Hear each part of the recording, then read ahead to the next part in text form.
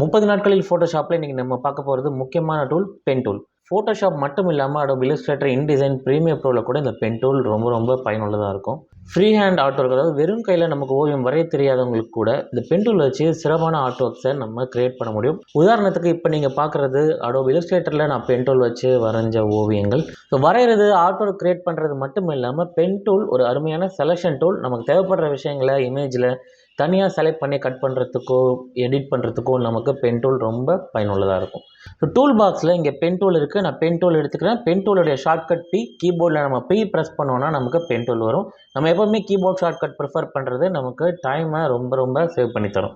So pen டூலில் முதல்ல நான் ஒரு இடத்துல கிளிக் பண்ணுறேன். கிளிக் பண்ணிவிட்டு என்னோட கிளிக்கை ரிலீஸ் பண்ணிடுறேன். இங்கே ஒரு பாயிண்ட் இருக்குது. நான் மவுஸை மூவ் பண்ணிவிட்டு அடுத்து எந்த இடத்துல போய் கிளிக் பண்ணுறனோ முதல் இடத்துக்கும் இப்போ நம்ம கிளிக் பண்ண இடத்துக்கும் ஒரு லைன் உருவாகுது. ஸோ நம்ம இப்படியே நம்ம ட்ராவல் பண்ணி எங்கெங்கெல்லாம் போகிறோமோ அங்கெல்லாம் ஒரு லைன் உருவாகிட்டே வருது. நம்ம முதல்ல ஆரம்பித்த இடத்துக்கு வரும்போது பென் டூல் பாயிண்டர் கீழே பார்த்தீங்கன்னா ஒரு சர்க்கிள் காட்டுது. அதாவது இதோடைய ஷேப் கம்ப்ளீட் ஆகுது அப்படின்னு சொல்லுது. ஸோ நம்ம அங்கே கிளிக் பண்ணோன்னா இப்போ பாருங்கள், நம்ம ஒரு ஷேப்பை கம்ப்ளீட் பண்ணிட்டதா அர்த்தம். ஒரு ஷேப்பை நம்ம வரைஞ்சி முடிச்சிட்டோம். இதுக்கு நம்ம கலர் ஃபில் பண்ணலாம், இல்லை இதே ஒரு செலெக்ஷனாக நம்ம கன்வெர்ட் பண்ணலாம். அதெல்லாம் எப்படி நம்ம அடுத்தடுத்து பார்ப்போம். இப்போ நம்ம வரைஞ்சது எல்லாமே பார்த்தீங்கன்னா straight lines. So straight lines மட்டும்தான் பென் டூல் வரையுமானா இல்லை. ஒரு ஓவியமாக இருந்தாலும் சரி, எந்த நம்ம பார்க்குற விஷயமாக இருந்தாலும் சரி, ரெண்டே விஷயங்களை அடிப்படையாக கொண்டது லைன்ஸ் அண்ட் கர்வ்ஸ். ஸோ நம்ம பென் டூலில் லைன்ஸ் வரைஞ்சிட்டோம். நம்ம ஒரு ஓவியம் வரையணும்னாலும் நமக்கு என்ன தேவை, அடுத்து கர்வ்ஸ் தேவை. ஸோ கர்வ் எப்படி நம்ம கொண்டு வருது அப்படின்னு நம்ம பார்ப்போம். முதல் பாயிண்ட் நான் கிளிக் பண்ணிவிட்டேன். ரெண்டாவது பாயிண்ட் நான் கிளிக் பண்ணிவிட்டு கிளிக்கை ரிலீஸ் பண்ணாமல் நான் கையை நகர்த்தும் போது இங்கே பார்த்தீங்கன்னா நமக்கு ஒரு கர்வ் உருவாகுது. ஸோ நம்ம லெஃப்ட் டு ரைட் போகும்போது நம்மளுடைய கர்வ் அந்த குறிப்பிட்ட டிகிரி ஆங்கிளில் கர்வ் எடுத்துக்குது. இப்போ நான் ஒரு இடத்துல இதை அப்படியே ரிலீஸ் பண்ணி விட்டுட்டேன்னா இந்த கர்வ் ஃபார்ம் ஆகியிருக்கு. ஸோ நம்ம இங்கே கர்வ் மட்டும்தான் வரைஞ்சோம். ஆனால் இங்கே பார்த்தீங்கன்னா இன்னொரு ஸ்ட்ரெயிட் லைன் ரெண்டு பக்கமும் சர்க்கிளோடு வந்திருக்கு. இதோடைய பேர் ஹேண்டில். ஸோ இந்த ஹேண்டில்ன்றது இந்த கர்வை இன்ஃப்ளூயன்ஸ் பண்ணுற, கண்ட்ரோல் பண்ணுற ஒரு இன்விசிபிள் நான் பிரிண்டிங் ஆப்ஜெக்ட். ஸோ இந்த ஹேண்டிலை நம்ம அட்ஜஸ்ட் பண்ணுறதன் மூலமாக நம்மளுடைய கர்வை நம்ம வரைஞ்சி முடித்த பிறகும் நம்ம எடிட் பண்ணலாம். நம்ம எப்படி ஸ்ட்ரெயிட் லைன்ஸ் மூலமாக ஒரு ஷேப் கிரியேட் பண்ணமோ, இப்போ நான் கர்வ்ஸ் மூலமாக ஒரு ஷேப்பை கிரியேட் பண்ணுறேன். ஸோ நம்ம எங்கெல்லாம் நம்ம கர்வ் வேணும்னு நம்ம கிளிக் பண்ணி ட்ராக் பண்ணுறோமோ அங்கெல்லாம் இந்த ஹேண்டில் உருவாகுது. வேறஸ் நான் இங்கே போய் நான் ஸ்ட்ரெயிட்டாக இப்படி கிளிக் பண்ணி விட்டேன்னா அங்கே பாருங்கள் ஹேண்டில் வரலை. ஸோ நம்ம எங்கெல்லாம் கர்வ் வேணும்னு நினச்சி நம்ம மவுஸை ரிலீஸ் பண்ணாமல் ட்ராக் பண்ணுறோமோ அங்கே மட்டுமே நமக்கு ஹேண்டில் வருது. இப்போ நான் இந்த ஷேப்பை க்ளோஸ் பண்ணி முடிச்சிட்டேன்.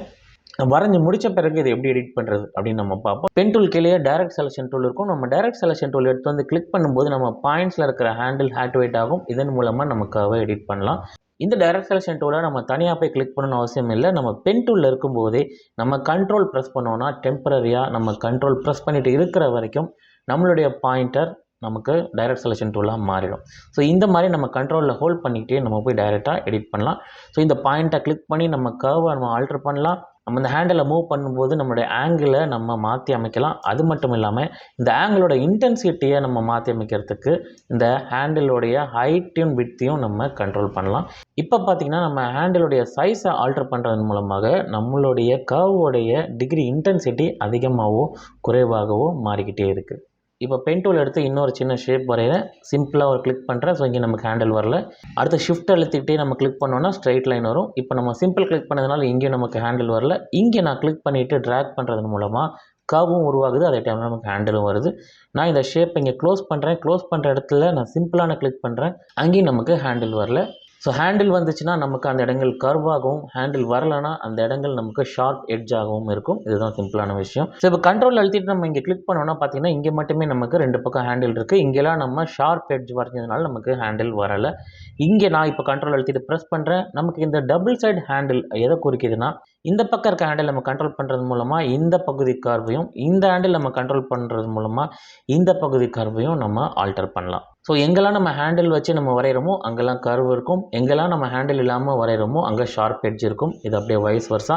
ஸோ ஒருவேளை நம்ம வரைஞ்சி முடித்த பிறகு ஷார்ப் எட்ஜை கர்வாகவோ இல்லை கர்வ் இருக்கிற இடத்த ஷார்ப் எட்ஜாகவோ நம்ம மாற்றணும் அப்படின்னா என்ன பண்ணலாம், ஒரு சின்ன டெமோ இப்போ பார்ப்போம்.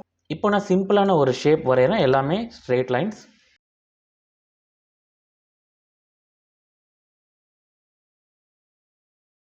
எங்கேயுமே நம்ம கர்வ் வரையல. ஸோ எங்கேயுமே பார்த்தீங்கன்னா ஹேண்டில் வரல. நம்ம கண்ட்ரோல் கிளிக் பண்ணி ஒரு பாயிண்ட்டை செக் பண்ணி பார்த்தா எங்கேயுமே ஹேண்டில் இல்லை.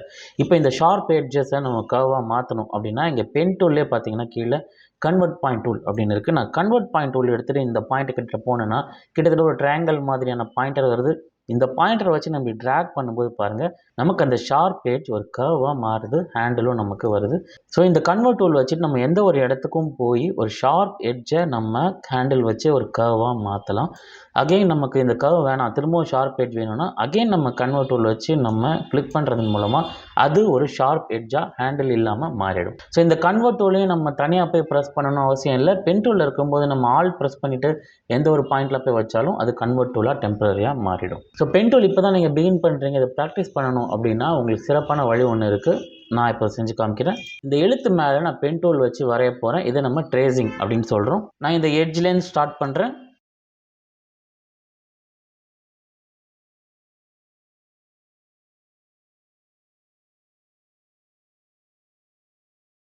கொஞ்சம் டீவியேஷன்ஸ் இருந்தாலும் நம்ம அதை வந்து ஹேண்டில் மூலமாக ஆல்டர் பண்ணிக்கலாம்.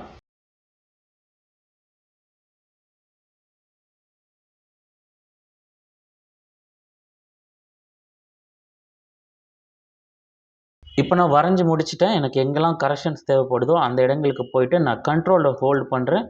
இப்போ எனக்கு ஹேண்டில் வருது. நான் இந்த கர்வ்ஸை இப்போ அட்ஜஸ்ட் பண்ணுறேன்.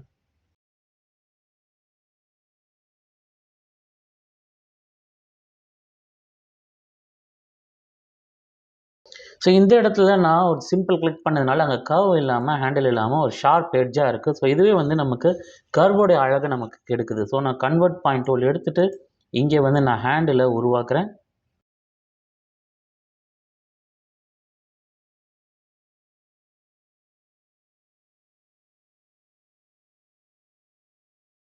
இப்போ அதுக்கேற்ற மாதிரி மற்ற இடங்களுடைய கர்வை நான் அட்ஜஸ்ட் பண்ணுறேன்.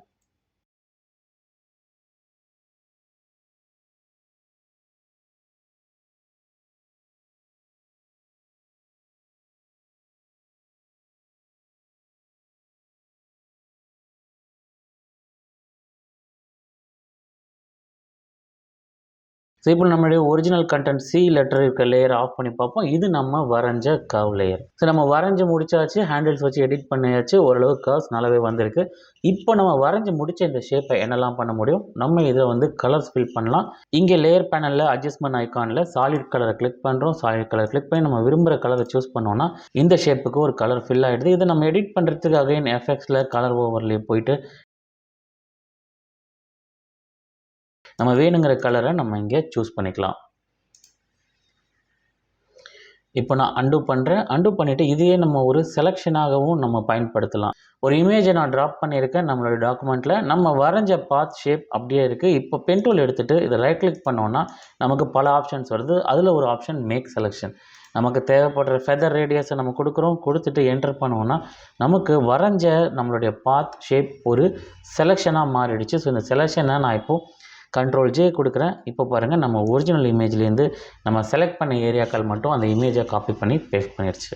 ஸோ 30 நாட்கள் ஃபோட்டோஷாப்பில் அடுத்த வீடியோவில் பென் டூல் குறித்து மேலும் சில விஷயங்களை நம்ம பார்ப்போம். 4 மாதத்தில் நீங்களும் graphic designer and video editor ஆகலாம். நான் Sukumar Swaminathan, graphic designer, video editor and trainer. சென்னையில் இருந்துகிட்டே upwork.com மூலமாக பல இன்டர்நேஷனல் கிளைண்ட்ஸுக்கு நான் டிசைன் ப்ராஜெக்ட் செஞ்சு கொடுத்து நல்ல ஃபீட்பேக் வாங்கியிருக்கேன். இப்போ நான் Adobe Photoshop, Indesign, Illustrator, Premiere Pro அப்ளிகேஷன்ஸில் 1-to-1 online coaching வழங்கிட்டு இருக்கேன். ஒவ்வொரு செஷனும் ப்ராக்டிக்கலாக இருக்கும். நான் ஒரு கான்செப்டை எக்ஸ்பிளைன் பண்ணி அதை செஞ்சு காட்டுவேன். அதே ஸ்டூடெண்ட் ஃபாலோ பண்ணி அதே கிளாஸில் செய்வாங்க. இதன் மூலமாக கோர்ஸ் முடியும் போது இந்த 4 அப்ளிகேஷன்லையுமே நல்ல ஒரு ஒர்க்கிங் நாலேஜ் ஒவ்வொருத்தருக்கும் வந்துடும். இன்ட்ரெஸ்ட் இருக்கிறவங்க என்ன கான்டாக்ட் பண்ணுங்க. 30 நாட்களில் ஃபோட்டோஷாப் சீரிஸில் தொடருவோம். சுகுமார் சுவாமிநாதன்.